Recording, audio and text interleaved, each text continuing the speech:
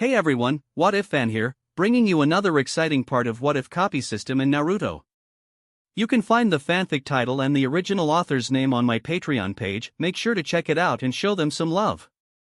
If you enjoy the video, don't forget to like, subscribe, and ring that notification bell so you never miss an upload.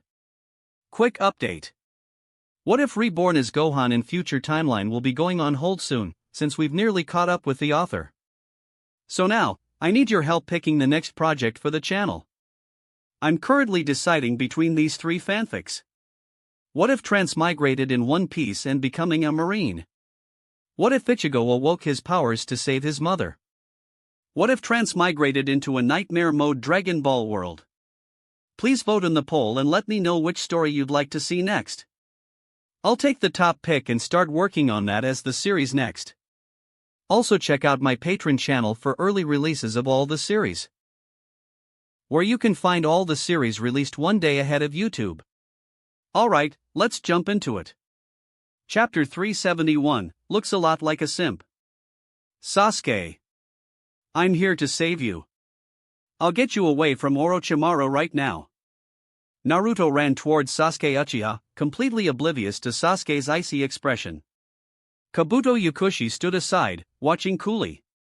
He didn't intervene with Naruto Uzumaki, instead following Orochimaru's orders to keep an eye on Sasuke Uchiha. Get lost. I don't need your help. Sasuke Uchiha ruthlessly kicked Naruto away. Naruto, sent flying, looked completely bewildered. What's going on? Why did Sasuke attack me when I came to save him? Naruto Uzumaki, you don't know yet, do you? Sasuke-kun stayed here voluntarily, Kabuto Yakushi said with a sinister smile. Naruto looked at Sasuke in disbelief. Sasuke, tell me, is it true? Faced with Naruto Uzumaki's questioning, Sasuke Uchiha remained silent, which was a tacit admission. Were you threatened by Orochimaru? Naruto looked at Orochimaru with hatred. No. This is my choice. You dead last, you can get lost now, Sasuke said indifferently to Naruto Uzumaki. I don't believe you. Orochimaru must have threatened you. Don't worry, I'll definitely save you. Naruto refused to believe Sasuke would betray Konoha and follow Orochimaru. He was convinced Sasuke had been coerced. Does Naruto Uzumaki look like a simp, or is it just me? Shin, watching Naruto, couldn't help but feel he looked exactly like a simp. If Sasuke were a girl, this plot might be interesting. But he's a dude. This is painful to watch. Shin decisively turned his head away, not wanting to watch these two anymore. Manda. Orochimaru bit his finger and used the summoning jutsu to bring forth Manda. Manda's colossal form instantly destroyed a large portion of Orochimaru's base. Orochimaru. You summoned me. Where's my...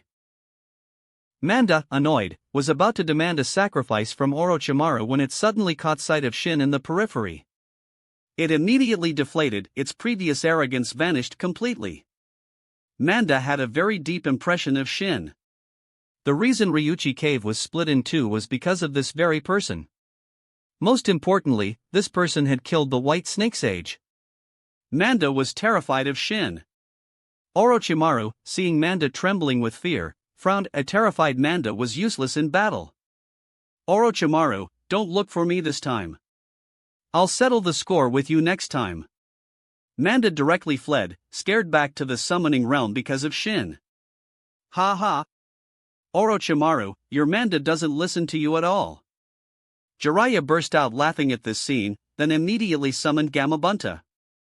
Orochimaru's face darkened. Previously, Orochimaru had let Manda do as it pleased. Now, it seemed Manda needed some discipline.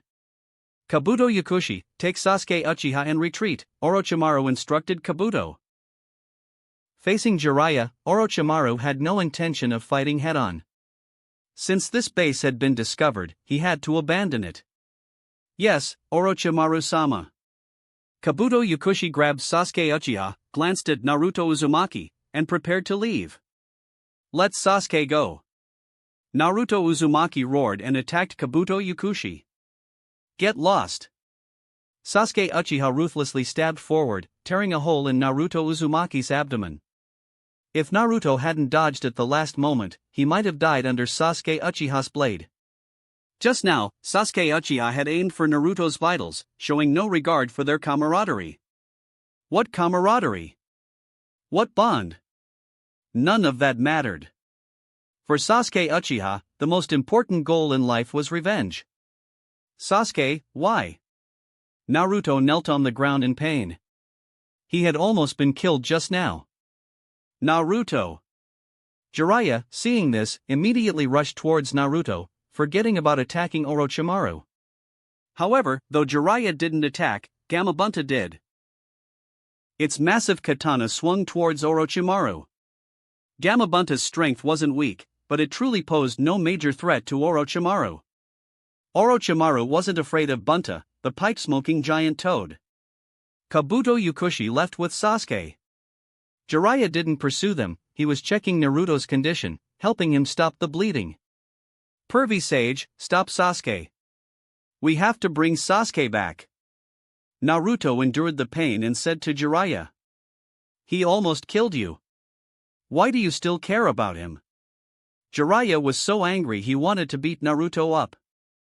If Naruto weren't severely injured, he definitely would have. I believe Sasuke has his reasons. Please, Pervy Sage. Naruto pleaded with Jiraiya. Kimimaro, you stay behind and cover our retreat.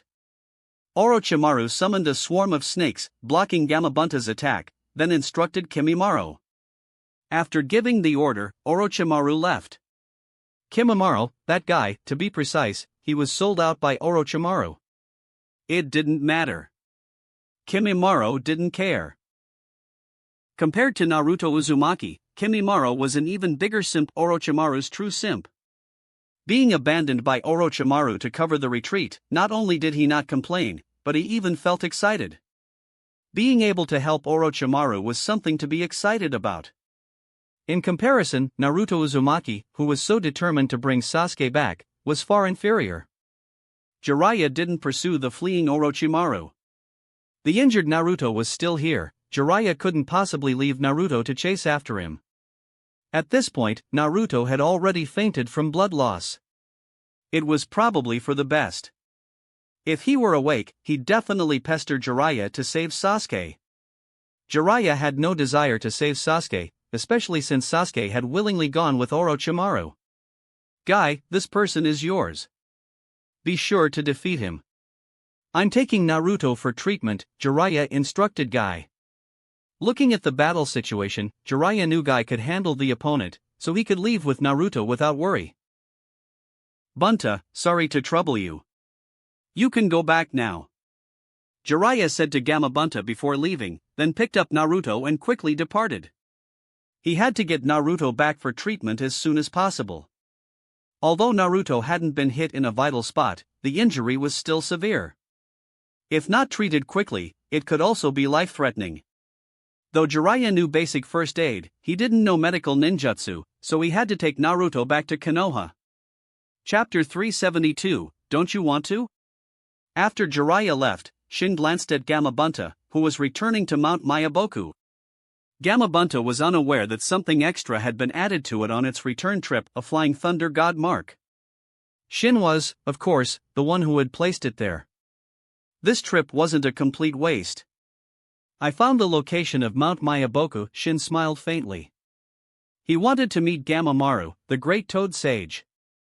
The Toad Sage possessed vast knowledge. Gamamaru, having guided Hagoromo Otsutsuki in mastering Sage Mode and possessing the ability to see the future through his dreams, was a valuable source of information. Shin didn't leave immediately. He turned his attention to the ongoing battle between Kimimaro and Guy. Guy, with 6 gates open, was formidable, but he still couldn't defeat Kimimaro. Kimimaro fought with all his might, heedless of the cost. Though at a disadvantage against Guy's attacks, he hadn't been defeated. 8 inner gates, Gate of Wonder open. This was the 7th of the 8 inner gates, the gate before the Gate of Death. Opening it placed an immense burden on Guy. Blue steam, generated by evaporating sweat, enveloped his body. The chakra erupting from him surpassed that of a peak Kage. The explosive power of the 8 inner gates was indeed terrifying. Its only drawback was its short duration. Most ninja physiques couldn't sustain it for long. After Guy opened the 7th gate, his hair stood on end, and his eyes showed only the whites, the pupils no longer visible. An uninformed observer might mistake Guy for a Hyuga clansman. Daytime Tiger. Opening the 7th gate, Guy immediately unleashed his killing move. After all, the shorter the duration of the 7th gate, the better. Shikatsumiyaku, Dance of the Seedling Fern. Kimimaro also used his strongest killing technique, as if it were his final swan song. Countless bones erupted from the ground, transforming the entire base into a hell of white bones. Die! A spear formed from bone thrust towards Guy. Guy's fist launched a tiger-shaped high-pressure air bullet, tearing through all the bones and lunging towards Kimimaro. This was the first time Guy had fought an enemy with his full strength, and also the first time he had used the Daytime Tiger. Guy himself didn't know its true power. Boom! Orochimaru's base was completely destroyed. The shockwave rippled out for several kilometers, all caused by Guy's Daytime Tiger. Kimimaro was dead. He couldn't withstand the Daytime Tiger's attack honestly. Facing an attack of this magnitude, even Itachi Uchiha Susanoo would be torn apart. In the original story, Guy had severely injured Kisame with a single Daytime Tiger. Kisame's strength, within the Akatsuki, was at least upper middle tier. Guy knelt on the ground, his entire body racked with needle-like pain. He couldn't even move a finger. The aftermath of using the 8 inner gates was likely even more painful than using Susanoo with the Mangekyo Sharingan. An impressive attack. I'm even more interested in the 8 inner gates now. Shin nodded with satisfaction, then left. He'd visit Mount Mayaboku sometime and have a chat with the Toad Sage. But not now. He had to get back to the land of whirlpools in time for dinner. Shin arrived just as Makoto was finishing up. I made extra, just in case you came back, Makoto said. That means I'm lucky. Shin replied with a smile. He then scanned the table. Most of the dishes were fish. It seemed Kushina and the others had gone fishing. Did you go fishing? Yes. Mei Terumi dragged us along. Look at this giant crab. Isn't it huge? Kushina held up a massive crab, gesturing towards Shin. The crab was indeed enormous. Enough to feed 3 people, though not Kushina. She could probably eat 10 crabs that size. After dinner, Shin couldn't resist pulling Makoto towards her room. As for what would happen next, Tsunade and the others knew all too well. He went to Makoto again? That jerk. Kushina grumbled, quite annoyed. Are you jealous, Kushina? Tsunade glanced at Kushina. Of course. Don't you want him to come to your room? Kushina asked, looking at Tsunade. Then she turned to Konan. Konan, don't you want your Shin Nii to spend time with you? Kushina, why are you asking me? Konan covered her face, embarrassed. Konan is still so shy. I can't resist teasing you. Kushina sat down beside Konan and started pinching her cheeks. I can't stand bullies like you, Kushina. Konan, it's time to fight back. How about we team up and punish Kushina? Mei Terumi asked Konan. Konan looked at Mei Terumi, then quickly moved away. Kushina, seeing this, immediately pounced on Mei Terumi. What you just said. I can't pretend I didn't hear it. Mei Terumi, prepare to die. Kushina began tickling Mei Terumi, while Tsunade and Makoto watched, amused. Hanabi, what are you doing? Hinata found Hanabi and Karen eavesdropping at Makoto's door and couldn't help but ask. Shoo! Be quiet, big sister. Hanabi surreptitiously glanced towards the living room. Seeing Kushina and the others hadn't heard, she breathed a sigh of relief. What are you doing? Hinata also deliberately lowered her voice and asked Karen and Hanabi. And nothing. Hanabi's eyes darted around, then she quickly signaled Karen for help. Why you guys, you wouldn't be eavesdropping, would you? Hinata glanced at Makoto's door. Thinking about Shin and Makoto being inside together, her face instantly turned crimson, steam puffing from her head. Oh no! Big sister is going to faint from shyness. Hanabi, seeing Hinata's state, knew her sister was probably about to pass out. Hanabi knew her sister well. If Hinata got too embarrassed, she would faint. Hanabi had seen her sister faint several times already. She was much better now. Before, she would faint from shyness at the slightest provocation. Before Hinata collapsed, Karen managed to catch her, preventing her from falling to the ground. Let's take Hinata to her room first. And stop eavesdropping here. If we get caught, we'll be in trouble, Karen said to Hanabi. Most importantly, even if they eavesdropped, they wouldn't hear anything. The soundproofing was too good. Hanabi nodded. If they were caught, they'd definitely be in trouble. She quickly helped carry her fainted sister away.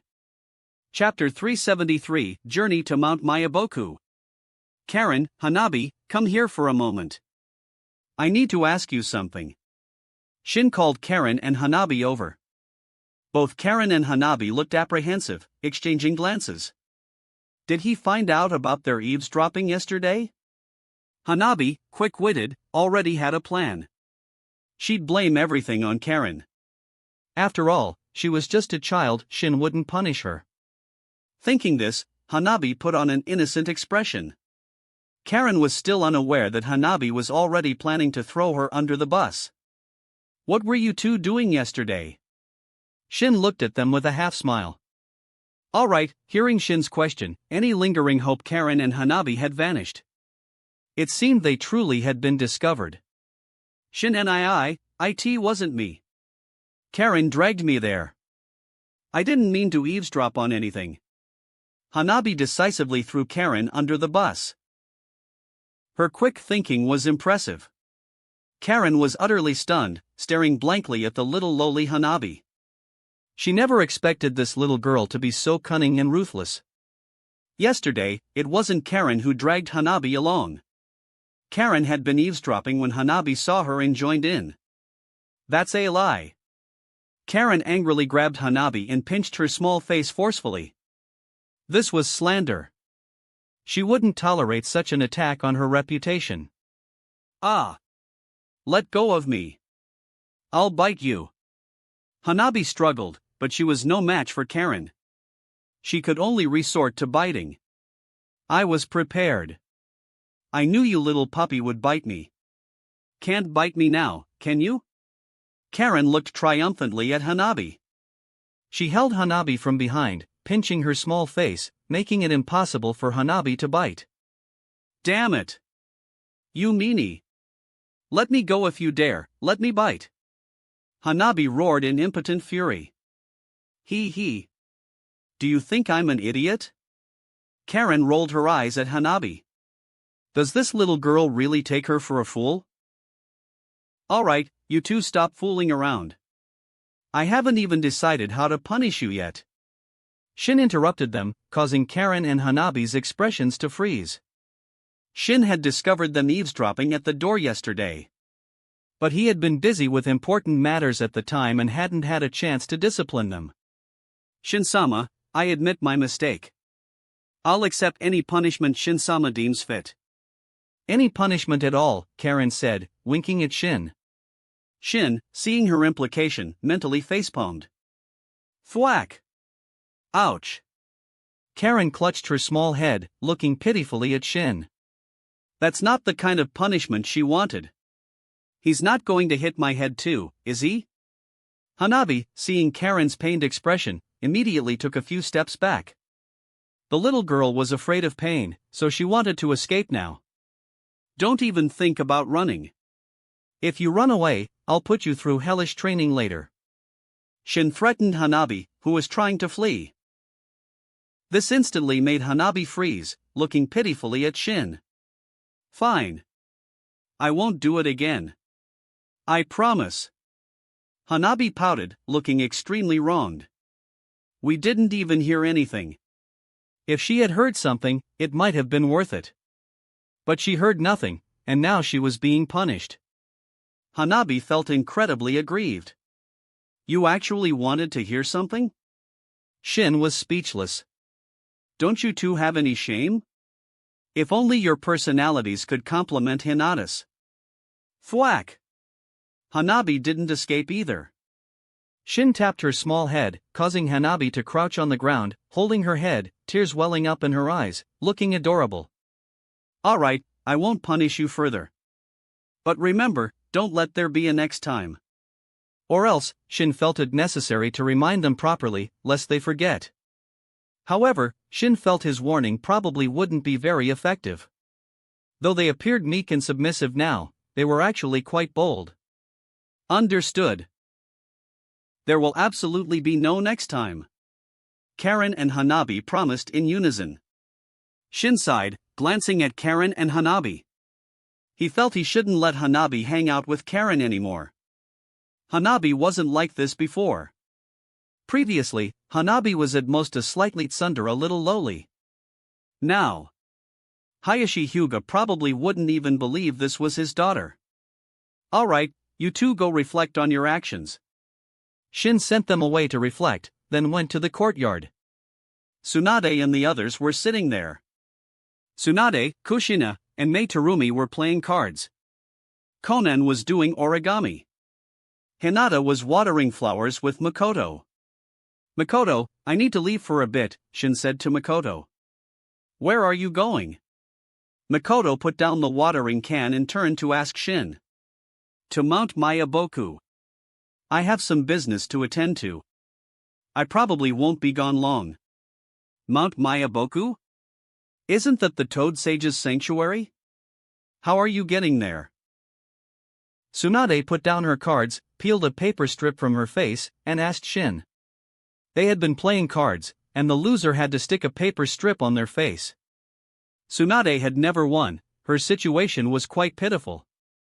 It was normal. It would be strange if Tsunade's luck ever allowed her to win. I have my ways. I'm leaving now. Shin didn't explain to Tsunade. It was a bit complicated to explain, starting from Jiraiya and Orochimaru's battle. Too troublesome. He sure runs fast. Tsunade watched Shin's figure disappear and couldn't help but mutter. However, Tsunade wasn't desperate to know. Tsunade, are you going to keep playing? If you're afraid of losing, you can just give up, Kushina asked Tsunade. That's right, that's right. We absolutely won't laugh at you, Mei Terumi nodded.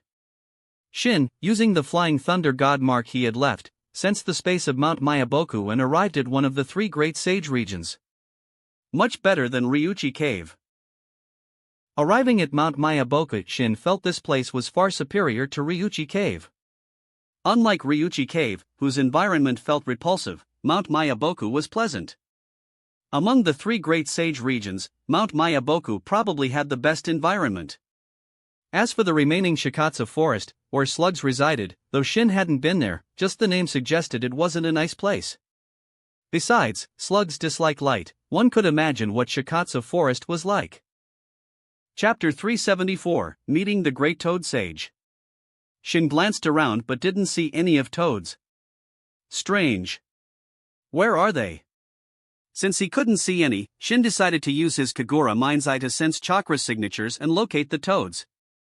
So they're not here. Through the Kagura mind's eye, Shin realized that Mount Mayaboku was actually quite vast, much larger than Ryuchi Cave, which he had visited before. His current location was nearly the outskirts of Mount Mayaboku. Besides some insects, there were no signs of toads. The toads resided in the central region of Mount Mayaboku. So, Shin had to leave this area and head towards the center. The distance wasn't short, but with Shin's space-time ninjutsu, distance was never an issue. Using Yamatsu Hirasaka, he instantly arrived at the toads' dwelling place, where he saw a large gathering of them. Besides Fukasaku and Shima, whose forms were relatively small, the other toads were enormous. Gamabunta, for instance, was nearly as large as the one-tail, Shikaku. As for strength, while Gamabunta wasn't weak, Shin didn't believe its power rivaled that of a tailed beast. Who are you? A large, emerald-green toad carrying two massive swords on its back questioned Shin warily. If Shin wasn't mistaken, this giant toad was Gamabunta's brother, Gamahiro. Gamabunta had two brothers, Gamaken and Gamahiro. Shin glanced at Gamahiro but didn't bother responding. His target was the great toad sage, Gamamaru. As for Gamamaru's location, Shin didn't need them to lead the way, he had already sensed the great toad sage's aura. Mount Mayaboku isn't open to just anyone. Seeing this red-haired human ignore him and attempt to enter the inner sanctum, Gamahiro immediately drew the two large swords from his back.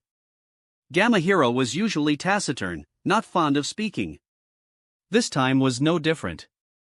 After a brief warning, he prepared to attack. Mount Mayaboku didn't forbid humans, but it didn't welcome uninvited strangers, especially when they were heading towards the area where their ancestors slept. Get out of my way. Without even turning his head, Shin's Ninetomo Rinnetensegan flashed. An immense, irresistible repulsive force sent Gamahiro flying. Though Gamahiro wasn't killed, he was severely injured, unable to get up for at least a short while. However, Shin's aura attracted even more toads. Even Fukasaku and Shima appeared. The two elderly toads stood atop Gamabunta's head. You're Shin Uzumaki. Fukasaku looked at Shin, taking a deep breath. Why has Shin Uzumaki come to Mount Mayaboku? He also knew this meant trouble. Don't assume these toads, living in the summoning domains, were ignorant. They knew quite a bit about the shinobi world's affairs. Their main source of information was, of course, Jiraiya. So, besides a few toads who rarely went out and were unfamiliar with outside intelligence, the others had some knowledge of Shin. Move aside. I'm here to see Gamamaru. Shin said coolly to the assembled toads. You want to see the great toad sage? Fukasaku became even more vigilant. Other toads might not know who Gamamaru was, but as the great toad sage's guard, he certainly did. That's right. I don't have time for this. Stand aside, or I'll paint this mountain red. Shin's tone was utterly flat, but his words overflowed with killing intent. Shin held no particular ill will towards these toads, but he didn't have any fondness for them either. If they blocked his path, Shin wouldn't mind crushing them. Even if you are strong, do you think you can run wild in Mount Mayaboku? Gamabunta was furious, his already fierce face looking even more menacing. He had heard how strong Shin Uzumaki was, but it was all hearsay, he hadn't witnessed it himself. So, though Gamabunta was wary of Shin, he wasn't yet afraid. Shin stared at the group of toads, his aura turning dangerous, the killing intent he had been suppressing was instantly released. The blood-red killing intent stained the entire space, terrifying the toads. They had never encountered such horrifying killing intent before. Fukasaku and Shima felt as if they were seeing mountains of corpses and rivers of blood. The killing intent affected their minds, causing them to hallucinate. Just his killing intent alone was enough to trap them in a genjutsu. Shinra Tensei. Shin had no time to waste on these toads. He said he would act, and he did. With a single Shinra Tensei, he sent all the toads flying. Even Fukasaku and Shima, whose strength was comparable to Kage level, were severely injured, slammed against the rock walls, their bodies too damaged to move. Shin walked past them with unhurried steps, feeling no emotion about defeating these toads in an instant. Shin hadn't killed these toads. After all, he had no deep-seated hatred for them. He had come here only to see Gamamaru. With all these toads incapacitated, no toad could stop Shin from meeting the great toad sage. A few minutes later, Shin arrived at the true inner sanctum of Mount Mayaboku and saw the great toad sage, Gamamaru, who had lived for at least 1,000 years. Gamamaru, still pretending to be asleep? Shin looked at the giant toad and said coolly. The toad sage opened its eyes, its deep, wise gaze fell upon Shin.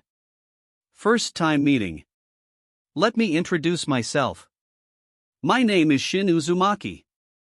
Have you heard of me? Shin floated in the air, meeting the great toad sage's gaze. No. I am very unfamiliar with you. Gamamaru shook his head. He truly didn't know the Shin Uzumaki. Or rather, this person shouldn't even exist. Shin hadn't appeared in any of Gamamaru's past prophecies. And even now, meeting him, Gamamaru couldn't see through him, but he could sense that Shin was very dangerous. Familiar or unfamiliar, it's irrelevant. I came to find you for a reason. Shin didn't care if this giant toad knew him or not. He was here to ask Gamamaru some questions. I have some questions. I'm hoping you can answer them. Gamamaru looked at Shin, understanding inwardly that if his answers didn't satisfy this person, their sacred Mount Mayaboku might truly be in danger. If I know the answers, I will tell you, Gamamaru said to Shin. Refusing would only anger him. Judging by the killing intent he had sensed earlier, this person was not to be trifled with. Chapter 375, Shin's Questions. Shin looked at the great toad sage, Gamamaru, and nodded with satisfaction. Gamamaru's attitude was clearly more reasonable than the white snake sage's. As the saying goes, he who understands the times is a wise man. Those who don't, well, the white snake sage's fate served as a prime example. Not even a corpse remained. Rest assured, Gamamaru. If you answer my questions honestly, I won't harm Mount Mayaboku. Shin offered Gamamaru this reassurance. Whether the toad truly felt at ease, Shin couldn't say. My first question, is Hagoromo Otsutsuki truly dead? After asking, Shin stared intently at Gamamaru. If it dared to lie, Shin would know instantly. Gamamaru, having lived for at least 1,000 years, was undoubtedly cunning. But under Shin's gaze, even the slightest ripple in its soul wouldn't escape his notice. Deceiving him was impossible. I didn't expect you to know that name. Gamamaru sounded somewhat wistful. 1,000 years had passed, yet someone still remembered the name Hagoromo Otsutsuki. Countless people knew of the Sage of Six Paths, even civilians knew of him. In the Naruto world, the Sage of Six Paths' status was no different from a legendary god. Some even worshipped him. The world knew the title Sage of Six Paths, but who knew his real name was Hagoromo Otsutsuki? Enough with the nostalgia. Answer my question. Shin stared impassively at Gamamaru. He is not dead. Gamamaru's eyes held a hint of complexity. With that level of power, how could he die? Shin nodded calmly, showing no surprise. After all, Hamura Otsutsuki hadn't died until Shin killed him. It was natural for his older brother, Hagoromo Otsutsuki, to still be alive. In Shin's eyes, Hagoromo's strength definitely surpassed Hamura's. Gamamaru had been watching Shin closely. Seeing Shin remain so composed upon hearing the Sage of Six Paths wasn't dead, Gamamaru suspected Shin already knew. Then, my second question, where is Hagoromo Otsutsuki now? The previous question was just a casual inquiry, a way to test if the Toad Sage would lie. This second question was what Shin truly wanted to know. I cannot answer that question. I simply do not know where Hagoromo Otsutsuki is. Gamamaru looked at Shin candidly. Shin observed Gamamaru, the Toad Sage wasn't lying. It seemed he truly didn't know. That makes sense. Hagoromo Otsutsuki is in hiding, how could he let others easily find him? 1,000 years ago, after separating the nine-tailed beasts, the Sage of Six Paths vanished. No one knows where he went. Perhaps he has already left the shinobi world. This was Gamamaru's own speculation. After all, for 1,000 years, there had been no news of either of the Sage brothers. Gamamaru chose to withhold information about Hamura Otsutsuki, the Sage of Six Paths' younger brother. Shin hadn't asked, and Gamamaru didn't know if Shin was aware of Hamura. In any case, Gamamaru wasn't going to volunteer the information. Gamamaru didn't know that the reason Shin didn't ask about Hamura Otsutsuki was because Hamura had already been killed by him. Who would inquire about a dead person? Last question. You can prophesize the future. Can you prophesize my future? Shin was somewhat curious about this. Gamamaru's prophetic ability could see fragments of the world's future. Could it see his? And now, with Shin's arrival in this world, the so-called future should have already changed. What kind of future would Gamamaru see now? No. I can no longer see fragments of the future. Gamamaru shook his head, not hiding anything. For over a decade now, he had been unable to see future fragments, as if his ability had vanished. Shin looked deeply at Gamamaru. Then I won't disturb you any longer. Shin turned and used Yamatsu Hirasaka to leave, not causing any further trouble for the toads of Mount Myaboku. Gamamaru had been honest. Besides, harassing these toads offered no benefit. Shin wouldn't do something pointless. After Shin left, Gamamaru finally let out a sigh of relief. Shin's presence had been incredibly stressful. Animals, especially, had a keen sense of danger.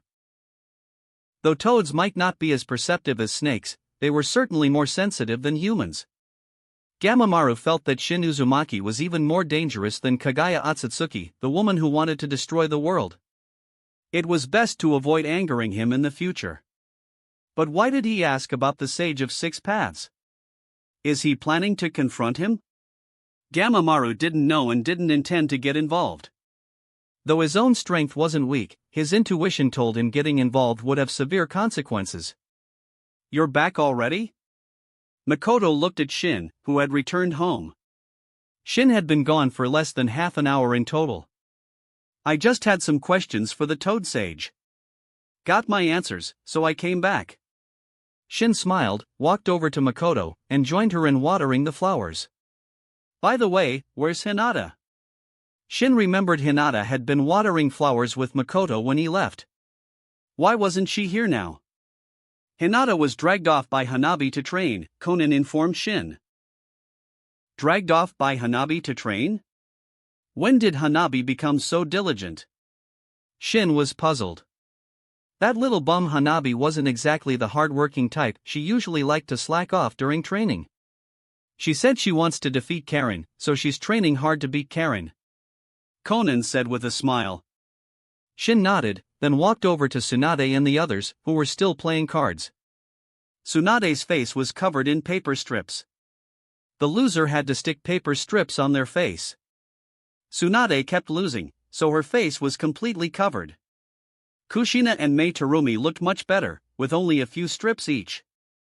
Tsunade, you're in such a sorry state, yet you're still persevering? Shin asked Tsunade. I was about to win. You came over and distracted me, making me lose. Tsunade angrily blamed Shin, much to Shin's exasperation. It's clearly your terrible luck. Someone's blaming others for their own shortcomings. Mei, don't you agree? Kushina shot Tsunade a provocative look. Yes. We've been playing for hours, and she hasn't won once. That kind of luck is impressive. Mei Terumi said, genuinely impressed by Tsunade's consistently terrible luck.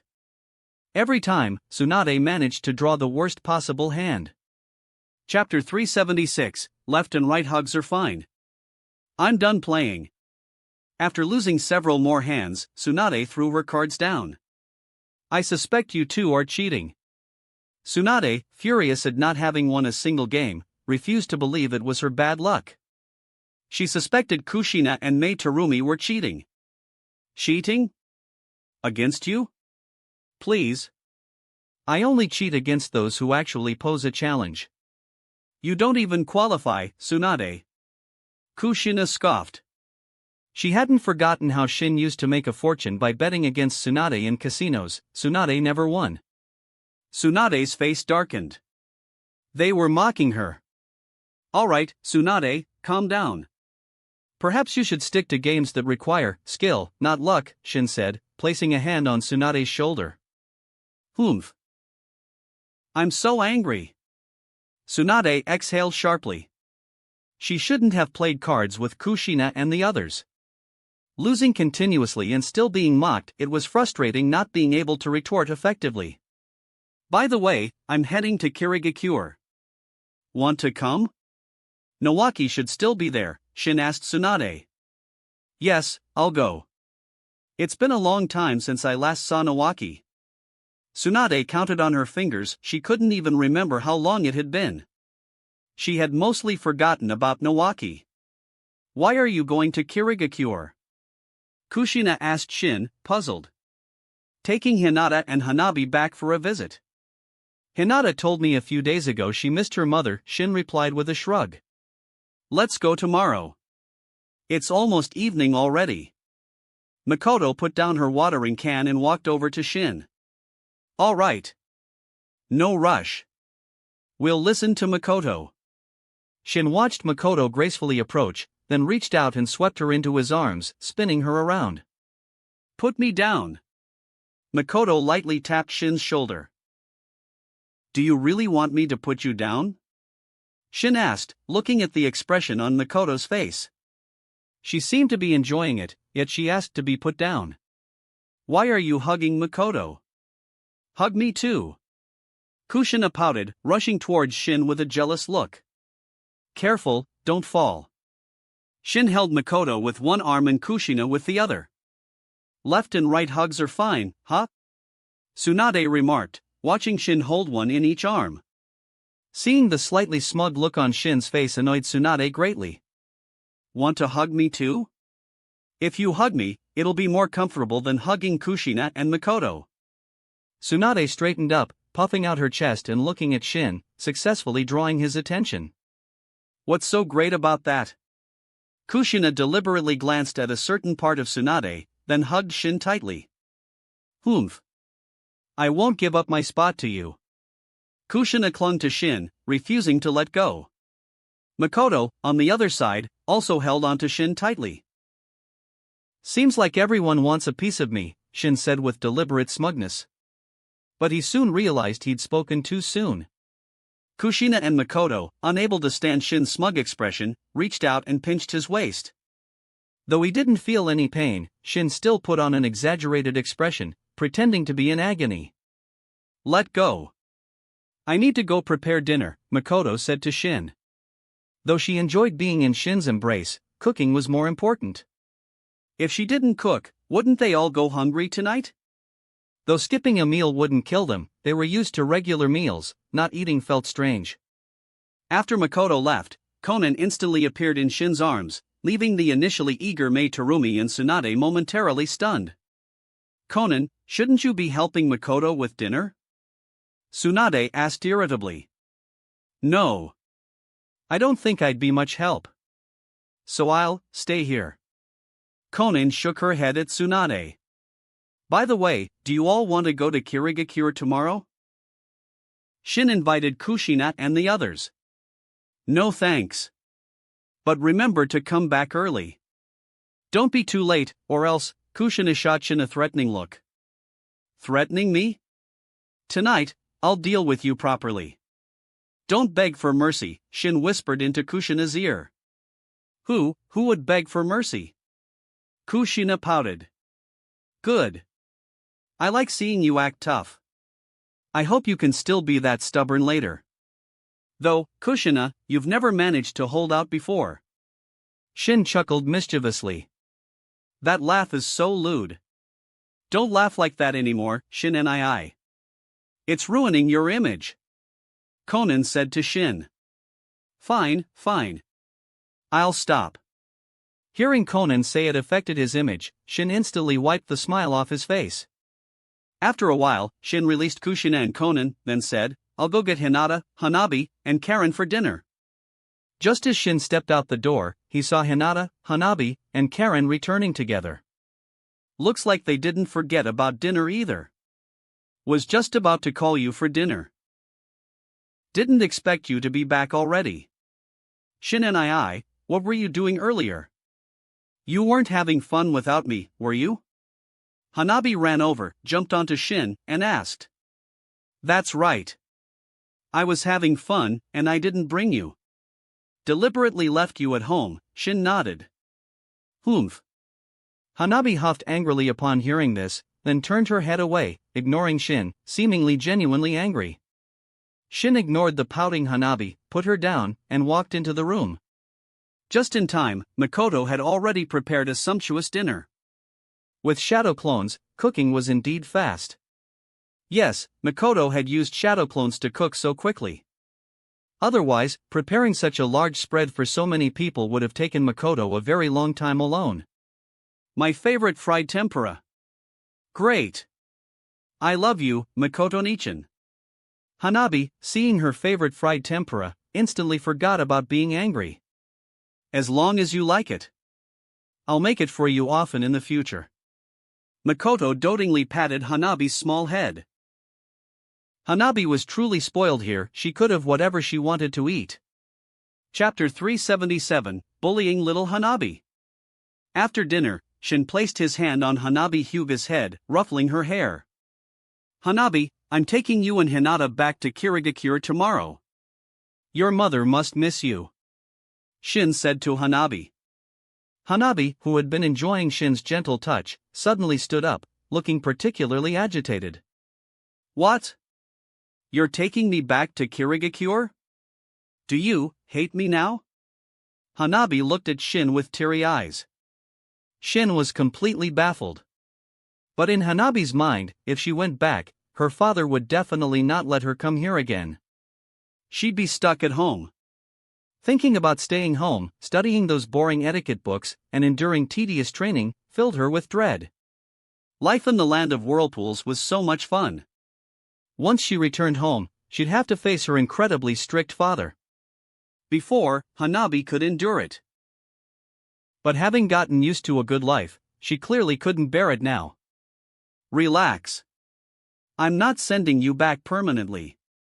When we return, I'll bring you back with us, Shin reassured Hanabi. Really? I feel like you're tricking me. Hanabi looked at Shin, not believing his words. Shin was speechless. Was he really that untrustworthy? He hadn't broken any promises, why the distrust? Suddenly, he felt a pang of sadness. I wouldn't lie to a little girl like you. Shin tapped Hanabi's head, causing her to pout pitifully. Honestly. If you're not going to lie, then don't lie. Why bully me? Heh, I am bullying you. What are you going to do about it? Shin poked Hanabi's cheek with his finger. Hanabi was furious.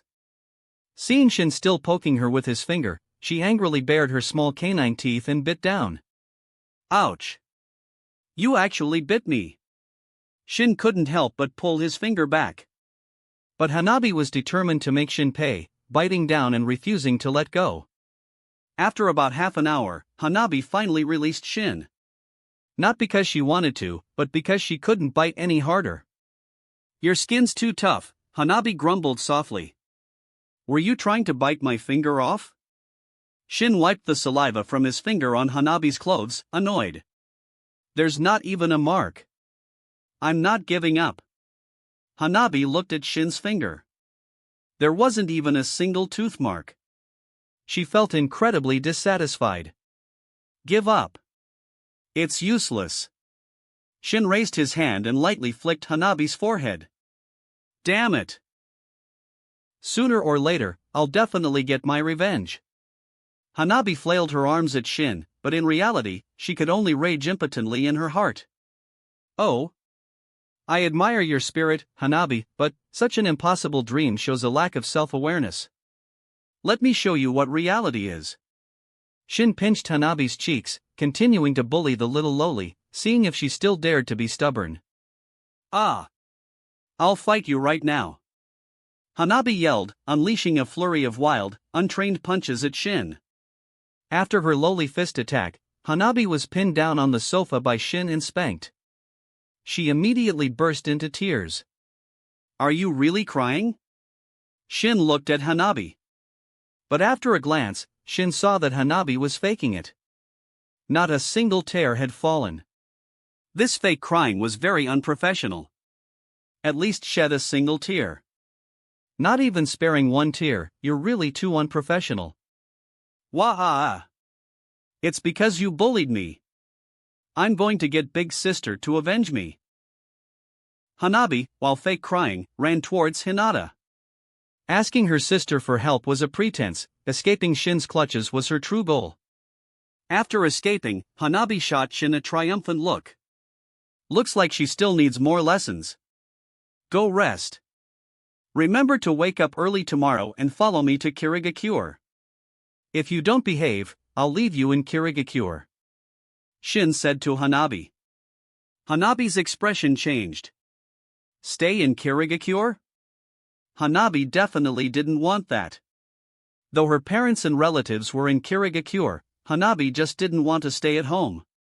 Her mother was fine, but her father, he was too strict with her. Hanabi really disliked it. Being young, her personality was naturally more lively. Being trapped at home like a caged bird was worse than death for her. No.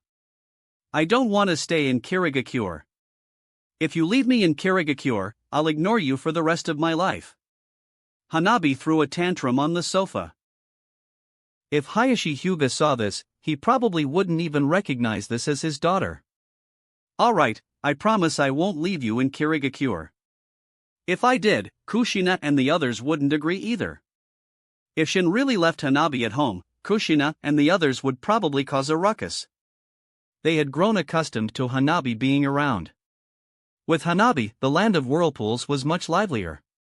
Shin, are you sure Nawaki is still in Kirigakure? Tsunade asked Shin, cracking her knuckles. Don't misunderstand. Tsunade wasn't cracking her knuckles to deal with Shin, but with Nawaki. Shin silently mourned for Nawaki. I can't be 100% sure. Maybe he's still in Kirigakure, maybe he's already left. Shin didn't know for sure if Nawaki was still in Kirigakure. Based on his guess, there was a high probability he was still there. Anyway, he can't run away. Tsunade, thinking of Shin's ability to find Nawaki anytime, wasn't anxious anymore. Nawaki couldn't escape. This time she caught Nawaki, she had to punish him. He still hadn't found a girlfriend yet. Alright, the unfortunate Nawaki didn't know that because he was still single, his own sister was going to come looking for him. Go rest. Kushina, come with me. I said I'd make you beg for mercy. I haven't forgotten. Shin glanced at Kushina, then stopped Kushina, who was trying to sneak away. Whomf? Who's afraid of whom? We'll see. Kushina huffed coquettishly at Shin, then followed him. Is this what they call suffering for the sake of pride? Makoto watched Kushina with a faint smile, then started to gloat. She really wanted to see Kushina make a fool of herself. She should be able to see it tomorrow. Kushina gritted her teeth. Chapter 378, You Pity Me? The next morning, Shin emerged from Kushina's room. He found the others already up and about. You're all up early. Ha! More like you're up late. Is Kushina still sleeping in? Tsunade glanced at Shin and asked. Kushina is a bit tired, so she's not up yet. As for why Kushina was tired, Tsunade and the others understood. Since you're up, let's go.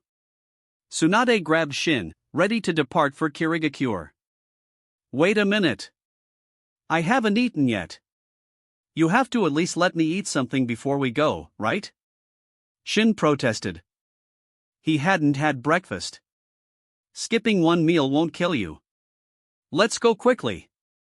Tsunade pulled Shin impatiently, with Hinata and Hanabi following behind. Hanabi, remember not to come back after you leave. Karen waved at Hanabi. Humph. I will come back. Hanabi, walking behind, turned her head and huffed angrily at Karen, puffing up like an indignant pufferfish. Karen chuckled. Seeing Hanabi's angry pout, she couldn't help but laugh. No wonder Shin likes to tease Hanabi. Hurry up.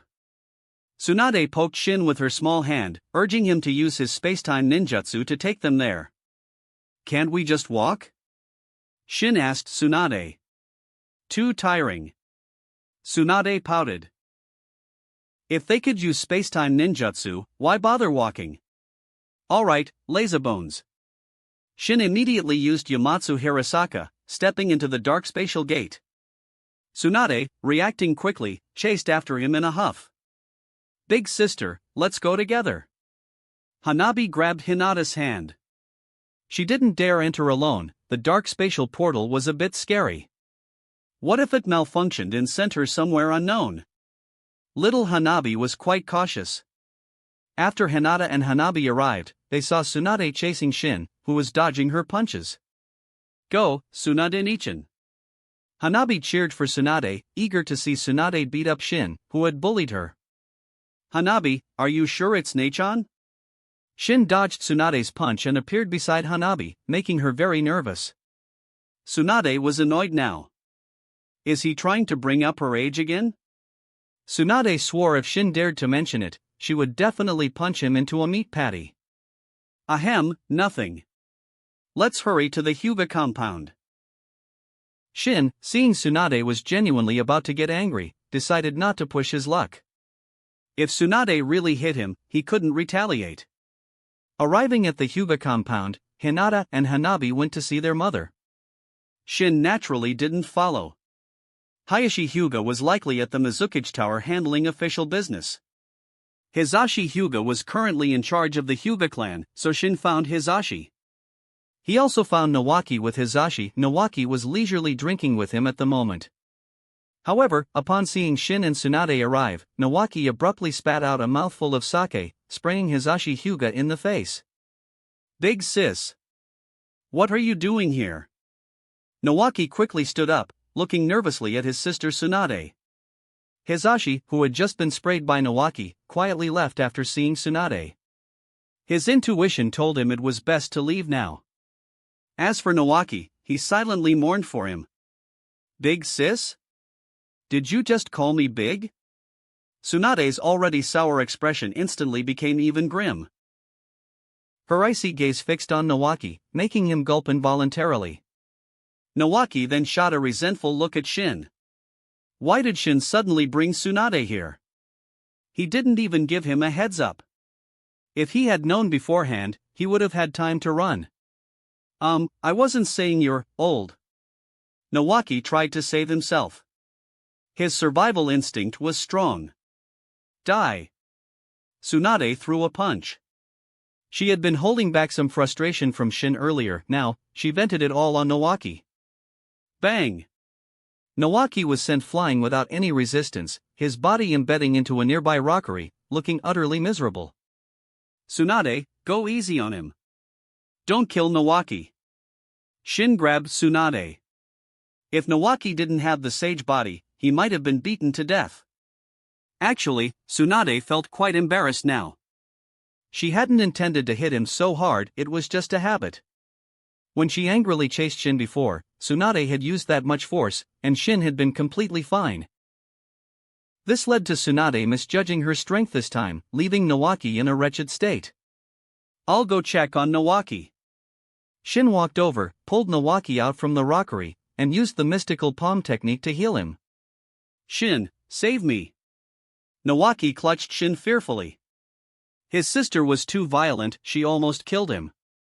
He could only beg Shin to save his life. Sigh, you look pathetic, Nawaki. Shin looked at Nawaki, shaking his head slightly. Nawaki, I didn't do it on purpose. Tsunade walked over awkwardly. However, seeing Tsunade approach, Nawaki immediately scrambled to his feet and quickly distanced himself from her. Sister, I think it's better if we keep some distance. I feel safer that way, Nawaki said to Tsunade from afar. Do you think I'll kill you or something? Tsunade raised her fist angrily, scaring Nawaki into hiding behind Shin. I really am afraid you'll kill me, Nawaki muttered under his breath. Didn't she almost kill him just now? She's getting more and more violent. Nawaki then looked at Shin with sympathy. Shin didn't have telepathy. If he knew what Nawaki was thinking, he would definitely slap Nawaki on the back of the head. Besides, Shin, living the life of a winner, did he need anyone's pity? Countless people should be envious of him. Sis, you were coming over, why didn't you notify me in advance? I could have personally welcomed you. Nawaki, trying to appease Tsunade, looked at her ingratiatingly. Shin covered his face. Nawaki's fawning look was truly cringeworthy. He quickly pushed Nawaki away, distancing himself. Humph. If I had notified you in advance, you probably would have run away long ago. Tsunade stared at Nawaki. Does he really think I don't understand him? Nawaki lowered his head. That was true. If he had known Tsunade was coming, Nawaki would have definitely run away without hesitation. He was particularly worried about Tsunade's lectures. Nawaki sighed inwardly, then once again blamed Shin in his heart. Chapter 379, His daughters really were kidnapped. Shin and Tsunade sat down. Nawaki stood far away, afraid to approach. Tsunade, seeing Nawaki's timid demeanor, felt a surge of annoyance. However, remembering the punch she'd landed on him earlier, she found it hard to stay angry. She had unintentionally hit him too hard, scaring him. Honestly, if Shin hadn't healed Nawaki, he probably would have been bedridden for at least a week. Shin sipped his tea, looking between Tsunade and Nawaki with an amused expression, thoroughly enjoying the show. He pretended not to see Nawaki's desperate signals. "Nawaki, is there something wrong with your eyes?" Tsunade asked Nawaki, her expression impassive. She wasn't blind, she could clearly see Nawaki trying to signal Shin. No. Nawaki shrank back, terrified of his sister Tsunade now. Sigh. "Nawaki, you're not young anymore. It's time you settled down," Tsunade sighed, addressing Nawaki. I just haven't found the right person yet. I'll think about it when I do. I'm not in a rush." Nawaki replied evasively. He had trouble interacting with women. Finding a partner wasn't a priority. Tsunade grew annoyed. She could see right through Nawaki's evasiveness. "I actually have a mission now. I need to get going. Let's talk another day." Nawaki immediately used the body flicker technique and fled. He decided internally that he wouldn't come back here anymore. He wasn't a Kirigakure ninja anyway. He had only stayed because Hizashi invited him. Now, he had to leave.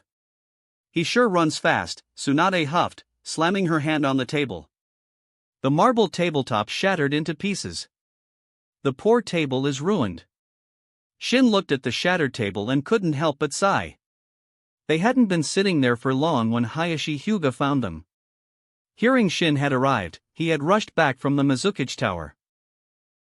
"Well, Hayashi, you seem quite excited to see me," Shin said with a smile, looking at Hayashi. Hayashi's face was grim. "Excited? Which of your eyes saw me excited? Where's my daughter, Hanabi?" Hayashi questioned Shin. This Shin Uzumaki.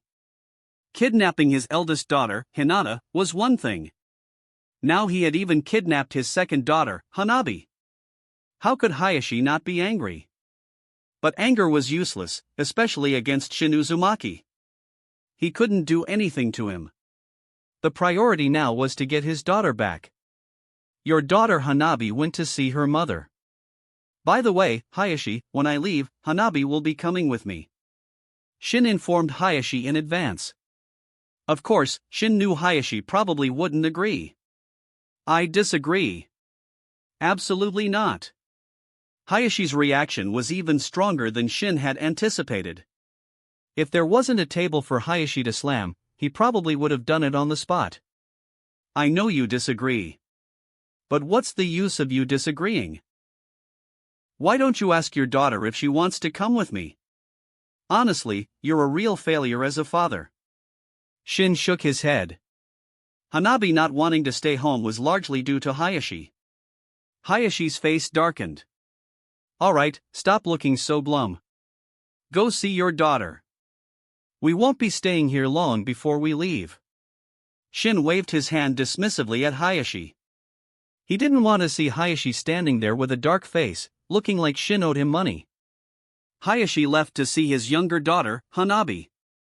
No matter what, he had to convince Hanabi to stay home. As for Hayashi's chances of success? Close to zero. That girl Hanabi would absolutely not stay home. Hopefully, Hayashi won't die of anger then. Or maybe he'll just faint from anger. Let's go. Let's not just sit here either. Let's explore Kirigakure properly. Shin stood up and pulled Tsunade towards the door. "I'm not in the mood." Tsunade was still sulking about Nawaki. That kid actually ran away. Not in the mood? Then how about we go find Nawaki directly? Shin told Tsunade. No. It's pointless. He won't listen to me anymore. He's too independent now. Tsunade waved her hand. Let nature take its course. Tsunade didn't want to ask Nawaki about finding a girlfriend anymore. Shin took Tsunade out to have fun. Meanwhile, Hayashi Hyuga was staring at Hanabi. From now on, you stay home. No. I want to go back with Shin Nii. Hanabi immediately retorted upon hearing her father tell her to stay. Before, Hanabi definitely wouldn't have had the courage. Now, Hanabi was much bolder. Hayashi, seeing Hanabi dare to talk back to him, felt a surge of anger. It's all that Shin Uzumaki's fault. Hinata, talk some sense into your sister. Looking at the stubborn Hanabi, Hayashi was at a loss. He couldn't possibly beat her, could he? Though he wasn't a good father, he couldn't bring himself to hit his child. Hinata hesitated for a moment, then said, Father, I think we should respect Hanabi's choice. Hayashi's mouth twitched. It seems his daughters have really been kidnapped, and both of them too. Hayashi felt that meeting Shin Uzumaki was a mistake. Alright, actually, deep down, Hayashi was still very grateful to Shin. If not for Shin, the Hyuga clan would never have achieved such glory. In the end, Hayashi failed to persuade Hanabi to stay home. Instead, Hanabi and Hinata persuaded him. Of course, Hinata and Hanabi's mother also helped speak up for Hanabi. So, in the end, Hayashi still agreed. Hanabi could leave with Shin Uzumaki. Actually, Hayashi recognized that his obstruction was useless, he simply couldn't stop them. So, he might as well agree. Hanabi's face lit up with joy. It was best if her father agreed. Where's Shin Nii? Hanabi asked Hayashi curiously. Hayashi's mouth twitched. Every time he heard his two daughters call Shin Uzumaki ni, Hayashi felt speechless. Does this mean I'm a generation older than Shin Uzumaki by default? Thinking about how his daughter's way of addressing Shin inexplicably elevated his own seniority, Hayashi felt a secret sense of joy. Yes, Hayashi, this guy, though appearing incredibly serious on the surface, was actually a bit of a passionate person. He just maintained a dignified facade, never letting others know. I don't know where he went either. I hope he doesn't cause any trouble in Kirigakure. Hayashi felt slightly worried. Remembering how every time Shin Uzumaki visited Konoha, something bad usually happened, Hayashi couldn't help but worry. Chapter 380, Poison Soup. After spending a day in Kirigakure, Shin returned to the land of whirlpools with Tsunade, Hinata, and Hanabi as the sun began to set. Your stubborn father agreed to let you come to the land of whirlpools with me. I'm quite surprised, Shin said to Hanabi after they returned. Actually, I also think my father is quite stubborn sometimes. Hanabi nodded in agreement. Shin-sama, I made you some chicken soup. Would you like to try some? Just then, Karen suddenly emerged from the kitchen carrying a pot. Inside the pot was the chicken soup Karen had simmered. Ahem, Karen, that's very thoughtful, but I'm not hungry right now. Are you kidding me? Even before opening the lid, Shin could smell a peculiar burnt odor. How could this chicken soup possibly be good? Besides, Karen had no experience simmering chicken soup. Shin was 100% certain this was poisoned chicken soup. It's Karen's kind gesture. Even if you're full, you should at least try a little, Mei Terumi said, blinking innocently at Shin. Seeing the slight curve at the corner of Mei Terumi's lips, almost unable to hold back her laughter, Shin felt an urge to spank her. Looks like it's been a while since he disciplined her. Mei Terumi is starting to get out of hand. Unlike Kushina, who was usually more prone to being feisty. After Shin's education yesterday, Kushina had successfully learned the meaning of low-key. Of course, Shin didn't think Kushina could maintain that low-key demeanor for many days. Seemingly noticing Shin's dangerous gaze, Mei Terumi immediately wiped the smile from her face and sat up straight, feigning seriousness. But it was already too late. Shin had his eyes on Mei Terumi. Right. Since it's your kind gesture, Karen, we can't let it go to waste. How about Mei drinks it? Shin took the pot from Karen and placed it in front of Mei Terumi. And no. Before Mei Terumi could say anything to refuse, Karen rushed over frantically and snatched the pot away. Shin looked up at Karen. Something's not right. Karen is acting a bit strange. This can only be drunk by Shin-sama. Karen's face flushed slightly, her eyes, hidden beneath her glasses, darting around nervously, not daring to look Shin directly in the eye. Only I can drink it? Karen, did you put something in it? Shin's mouth twitched slightly. It wasn't that Shin suspected Karen, but Karen did have a prior conviction. Previously, Karen had drugged him with an aphrodisiac, no less. However, with Shin's constitution, the drug naturally had no effect. But Shin had still found out and given Karen a harsh lesson. NNOO. Karen quickly waved her hands. Alright, no need to ask anymore. Karen's current behavior had already exposed her. It seemed Karen had drugged him again. Wow, Karen. No wonder you were so eager to make chicken soup for Shin, Kushina finally understood. However, Kushina also admired Karen's audacity. Back then, she hadn't been as bold as Karen. Tisk, Karen, the last time you were caught, you promised you'd never do it again. What do you have to say for yourself now? Shin crossed his arms and looked at Karen. I'll accept any punishment, Shin-sama. Anything. Karen, having been caught red-handed, decided to embrace her fate. She even winked at him suggestively. This lovesick hussy is really bold. Compared to her, big sister is too timid. Hanabi looked at Hinata, who had her head lowered, shyly playing with her fingers, and sighed like a little adult. Little girl, what do you know? Kushina smacked Hanabi lightly on the head. Ow. You're bullying me too. This isn't fair. I'll fight you both. Hanabi, after being tapped, was incredibly indignant. She launched a flurry of wild punches towards Kushina. And then, there was no then. Hanabi, who had been so aggressive just moments before, was now cowering with her head in her hands, in a defensive posture. Shin glanced at Kushina and Hanabi, who were now roughhousing, then turned his gaze to Karen. If there's a next time, I definitely won't let you off so easily, Shin said, pinching Karen's nose. Oh, Karen looked somewhat disappointed. She had actually been hoping for that kind of punishment. Shin, you're enjoying this, aren't you? Makoto stared intently at Shin, as if she could see right through him. Enjoying what? Makoto, what are you talking about?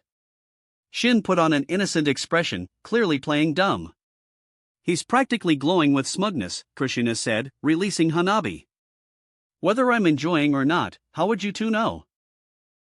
Shin, seizing the opportunity while Makoto wasn't paying attention, grabbed Makoto and pulled her into his embrace. Shin. Let me go first. Makoto's expression changed slightly, and she tried to struggle free. But having already been caught by Shin, how could Shin possibly allow Makoto to escape? You're too smart for your own good, Makoto. You need to be taught a lesson, Shin whispered into Makoto's ear. I won't be so smart in the future. I'll be a dummy. Makoto nodded her small head. Too late. You've already been caught. And I never let a delicious meal go to waste. Shin laughed heartily, picked up Makoto, and headed towards his room. Kushina, you look very happy. If Makoto knew, how sad would she be? Tsunade glanced at Kushina. What are you talking about? I'm happy for her. Shouldn't we be celebrating when one of us receives special attention? Kushina said to Tsunade with a perfectly straight face. Actually, thinking about last night, it was quite nice. But Shin being too strong was also a bit of a problem. Tsunade looked at Kushina's serious expression and pouted. Kushina, I heard you begging for mercy. After Tsunade finished speaking, Kushina's face flushed red. Had Tsunade really heard her? No, it couldn't be. The soundproofing was too good. You're just guessing, Kushina said, glaring at Tsunade, annoyed. Ha ha. I was just guessing before. But seeing your expression change, it seems I guessed correctly, Tsunade laughed. Don't laugh at me. You've begged for mercy too. You have no right to judge. Kushina, hearing Tsunade's laughter, was quite displeased and retorted. Tsunade's expression froze slightly. That wraps up this part of What If Copy System in Naruto. Thanks so much for listening. As always, new parts drop every 4 days, so be sure to stay tuned. Quick reminder. What If Reborn as Gohan in future timeline will be going on hold soon, since we've nearly caught up with the author. So now, I need your help picking the next project for the channel. I'm currently deciding between these 3 fanfics. What if Transmigrated in One Piece and becoming a Marine? What if Ichigo awoke his powers to save his mother? What if Transmigrated into a nightmare mode Dragon Ball world? Please vote in the poll and let me know which story you'd like to see next. I'll take the top pick and start working on that as the series next. Also check out my Patreon channel for early releases of all the series, where you can find all the series released one day ahead of YouTube. If you enjoyed the video, don't forget to like, subscribe, share it with your friends, and please consider supporting the original author as well. See you in the next one.